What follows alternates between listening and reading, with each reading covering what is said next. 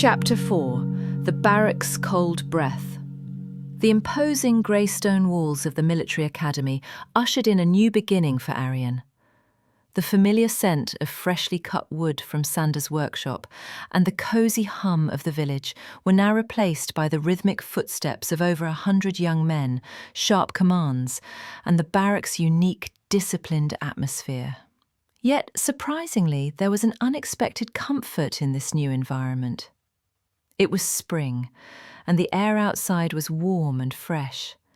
Instead of his thin mat on the cold stone, Arion now had a thicker mat on a more comfortable wooden bed, along with a thin blanket. On the first morning, long before dawn, he awoke to the instructors' voices echoing through every corner of the barracks. The sound practically jolted him from his bed. He quickly donned his new coarse clothes and reached for the cold, metallic-tasting well water to wash his face, eager to start the day. Afterward, he joined the others in the mess hall. Mornings before sunrise offered steaming hot meals, fresh fruit and a slice of cheese. Though simple by military standards, the food was far more nutritious than what he'd had in the village, and he found he even liked the taste. The constant gnawing hunger in his stomach was replaced by a feeling of fullness, a sensation he hadn't experienced before. This, unlike the perpetual hunger in the village, gave him great strength and vigour. Training began after breakfast. This was vastly different from the childish drills in the village. It was part of a meticulously organised system. Here, instructors rigorously oversaw every movement, correcting every mistake with a more challenging repetition. Arion's small body adapted to a new discipline each day. Mornings started with long runs at first light, forcing them to conquer breathtakingly steep hills, his lungs burning each time. Obstacles were higher, and climbing wooden walls calloused his hands. Stones were heavier, his muscles trembling as he struggled to lift them from the ground. At midday, plates piled high with meaty stews and abundant vegetables were served, followed by a hearty soup feast in the evenings. The burning sensation spreading through his tired muscles was still there, but now it stemmed not from the weakness of hunger, but from the healthy fatigue of developing muscles.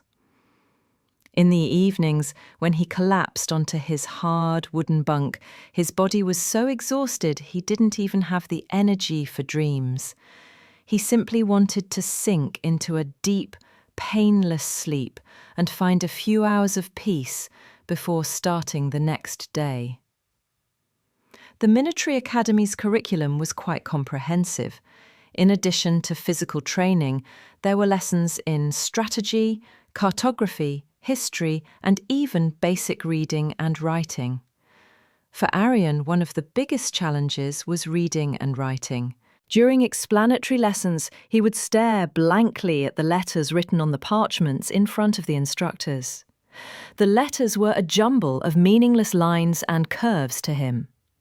While others easily took notes, Arion could only listen, trying to engrave every word into his mind.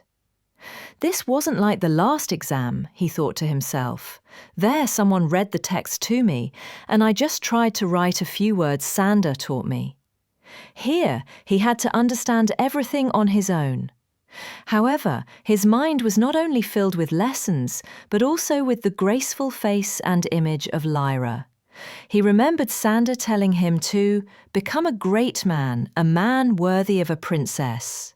This thought somewhat diminished the meaninglessness of the letters, giving him a powerful and personal reason to learn. During the first week of school, one of the instructors explained that military training would last at least 4 years, with the possibility of extension based on failure. Arion's face suddenly went pale, then flushed crimson with anger. 4 years? What if Lyra got married by then? He felt a volcano erupting inside him. Sander had told him he'd return in a few months. This information shook him deeply. Yet Arion, with his innate stubbornness, chose to face everything head-on, refusing to be defeated by the news. One day, in the mess hall, as he finished the last bite of his meal, a cheerful boy with light-coloured hair, about his age, sat down next to him. "Hello," the boy said, his voice friendly. "I'm Elian. Are you new? I haven't seen you around here before." Arion mumbled, his gaze fixed on his plate. Arion. Elian noticed Arion's shyness, but didn't give up. "The training is really hard, isn't it? I struggled a lot at first too, but the food is great. Are you from a village?" Arion remembered Sander's advice. Trust no one. A moment of hesitation flickered in his eyes. "Yes," he said, nothing more. "All right, maybe we can talk later. I need to finish my meal too." Elian was kind and understanding towards Arion, but Arion, due to the cautious voice within him, couldn't fully open up to him yet. Loneliness, though not as intense as in the village, occasionally visited him, making him feel alone amidst the hum of the barracks. The first month had been a period of adjustment for Arion. Each day brought a new demand, each night new exhaustion, each morning a new trial. But every morning when he awoke, that strange fire, fueled by Lyra's image, reignited within him, forcing him to get up and carry on. Every muscle ache, every fall, felt like a step bringing him closer to his goal. Slowly, his body began to adapt to this new life. His muscles became more defined, he grew taller, his steps became more confident, and his gaze sharper. The barracks' cold breath no longer felt so suffocating. On the contrary, it had begun to feel like a wind that strengthened him, transforming him into a warrior.